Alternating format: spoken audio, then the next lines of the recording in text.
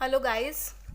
इस वीडियो में हम लोग जानेंगे कंपनी लॉ के जो बेसिक टॉपिक्स होते हैं कि how to prepare company law या कंपनी मैनेजमेंट जिसको बोलते हैं। कंपनी से रिलेटेड कोई भी सब्जेक्ट को प्रिपेयर करने में कौन से are the main topics of concern जो हाइलाइट्स होते हैं और जिनमें से क्वेश्चंस होते ही होते हैं। Definitely they are, and mostly I think 100% paper इन टॉपिक्स में से ही होता है। 100 नहीं तो वी कैन टेक 90 to 95% हमेशा इन टॉपिक्स में से ही आता है। सबसे पहले कंपनी लॉ, कोई भी चीज़ है उसका मीनिंग होना, उसकी कैरेक्टरिस्टिक्स होना बिल्कुल जाहिर सा है कि मीनिंग एंड कैरेक्टरिस्टिक्स होते ही हैं। सो टॉपिक 1 मीनिंग एंड कैरेक्टरिस्टिक। दूसरे टॉपिक की अगर हम बात करें तो टाइप्स ऑफ कंपनी। ठीक है, कितने टाइप्स की कंपनी होती हैं, किस किस बेसिस पे कौन कौन सी कंपनीज हैं, वो सब। फिर उसकी फॉर्मेशन कैसे होती है, यानी इस फॉर्मेशन में आ जाता है प्रमोशन। इनकॉर्पोरेट कैसे होती है कंपनी, प्रमोशन का मतलब कैसे उसका आइडिया जो है डेवलप होता है, कैसे कंसीव होता है, उसके बाद कैसे कैसे वो स्टेप्स लेता है। उसके बाद आता है हमारे पास एमओए और एओए। एमओए का मतलब होता है मेमोरेंडम ऑफ एसोसिएशंस और एओए का मतलब होता है आर्टिकल्स ऑफ एसोसिएशन। ठीक है, ये एक्सटर्नल मैनेजमेंट के लिए होता है, ये इंटरनल मैनेजमेंट के लिए होता है। ये नॉर्म्स वगैरह होते हैं, जो रूल्स और रेगुलेशंस होते हैं कंपनी के। उसके बाद आता है हमारे पास प्रोस्पेक्टस। प्रोस्पेक्टस क्या होता है? एन इनविटेशन टू ऑफर, यानी कि जब शेयर इशू करने वाले होते हैं कंपनी तो वो उससे पहले एक प्रोस्पेक्टस बनाते हैं, तो वो होता है प्रोस्पेक्टस। उसके बाद आता है हमारे पास शेयर में टाइप्स ऑफ शेयर हो गई। ठीक है, फिर शेयर होल्डर्स क्या होते हैं, टाइप्स ऑफ शेयर 8 टाइप के शेयर्स हैं तो उनके बारे में, काइंड्स ऑफ शेयर, और शेयर होल्डर्स क्या होते हैं, और डिबेंचर्स, इसमें शेयर कैपिटल भी इंक्लूडेड है। ठीक है, कैसे इशू होगा, कैसे फॉरफीट होगा, ये सब कुछ शेयर में आ जाता है। उसके बाद डिबेंचर क्या होता है? डिबेंचर एक तरीके की लाइबिलिटी है कंपनी पे। तो डिबेंचर होल्डर्स क्या होते हैं? ये एक तरीके का लोन है क्योंकि डिबेंचर, तो कैसे डिबेंचर होल्डर्स हो गए। ठीक है, शेयर और डिबेंचर में डिफरेंस आता है, शेयर होल्डर और डिबेंचर होल्डर में डिफरेंस आता है। शेयर होल्डर कौन हुए? जिन्होंने शेयर्स परचेज करे हुए हैं।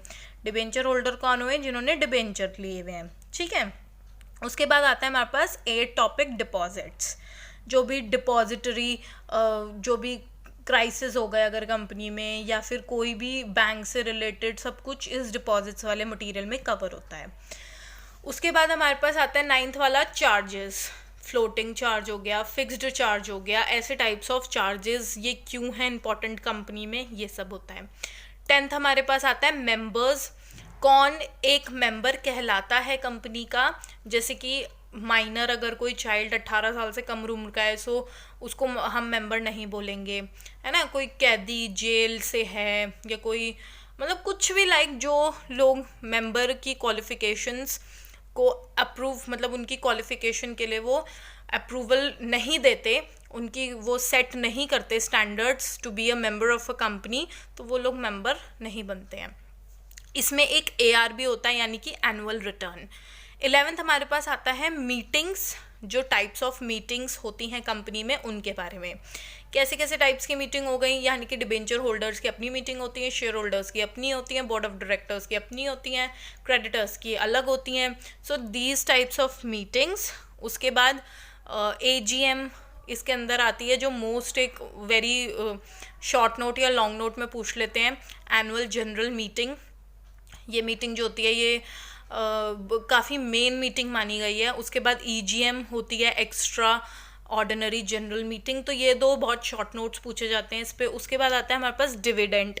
डिविडेंड में क्या होता है, कैसे डिक्लेयर हुआ डिविडेंड, डिविडेंड की क्या पॉलिसीज़ हैं, क्या टर्म्स हैं, कैसे कैसे मिला, कैसे कैसे पे बैक होगा, या जो भी सिस्टम है डिविडेंड का वो सब इसमें आ जाता है। उसके बाद आता है accounts and audit. Accounts and audit, accounts का मतलब सबको पता है कौन, कैसे कैसे बुक्स ऑफ अकाउंट्स मेंटेन हो रही हैं, फाइनेंशियल स्टेटमेंट कैसे दी जाएगी, सारा ऑडिट रिपोर्ट जो बनती है, जो पब्लिक को दिखाते हैं उनके इंटरेस्ट के लिए, जो इन्वेस्टर्स के सामने होता है, वो सब कुछ इस पॉइंट नंबर 13 में आ जाता है। पॉइंट 14 की अगर हम बात करें तो डायरेक्टर्स क्या होते हैं? वो उनके बारे में, उनकी पावर्स, उनकी ड्यूटीज़ क्या क्या हैं, उनकी रिस्पॉन्सिबिलिटीज़ क्या हैं, ठीक है, कैसे कैसे डायरेक्टर को अपॉइंट किया जाता है, कैसे कैसे डायरेक्टर को रिमूव किया जाता है, सारा प्रोसीजर इसमें आता है। 15 ऑपरेशन एंड मिसमैनेजमेंट, इसका मतलब है जो भी फ्रॉडुलेंट अगर कंडक्ट है, जानबूझ के किया है या गलती से हुआ है, वो सब इसमें आ जाता है। Very short topic, this is a very short topic. उसके बाद लास्ट हमारे पास आता है 16th वाइंडिंग अप।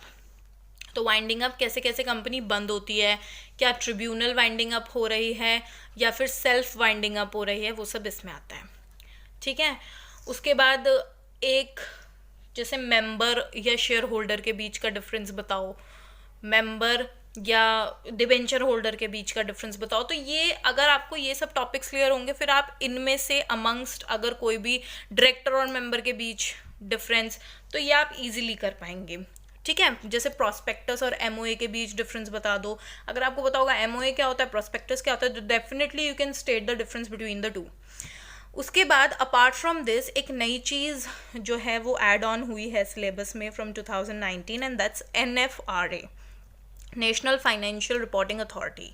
ये क्या होती है, इसके ऊपर शॉर्ट नोट है, इसका चेयरमैन कौन है, कौन कौन पर्सन इसमें जो है मेन रोल प्ले करते हैं, क्या क्या ये करती है। NFRA basically to improve auditing report जो भी होती है उसकी क्रॉस चेकिंग के लिए बेसिकली NFRA को जो है स्टेब्लिश किया गया है। तो ये सब NFRA में है। तो ये बहुत मतलब मेन क्या कह लो, क्योंकि ये चीज़ नई है तो काफ़ी हद तक ये पूछी जाती है। अब अगर इसमें हम बात करें तो इसमें मेन हाइलाइट्स तो सब हैं, बट जैसे डिपॉजिट का हो गया, जैसे डिपॉजिट वाला हो गया, ये इतना कुछ इम्पॉर्टेंट नहीं आता हमारे पास, या हम चार्जेस को ले लें, ठीक है। मेंबर्स होता है एनुअल रिटर्न, जैसे AR है, इसको भी मतलब एक we can keep it a second priority, जो फर्स्ट प्रायोरिटी है दोज आर अदर टॉपिक्स, ठीक है। वैसे तो ये मेन ही हैं सारे, बट इन चीज़ को आप फिर भी एंड में स्टडी कर सकते हो बिकॉज ये थोड़ी कॉम्प्लिकेटेड होती है। सो I have covered almost all the topics, but in case एक आधा कोई topic अगर छूटता है तो I'll add on it to my another video. Okay, thank you.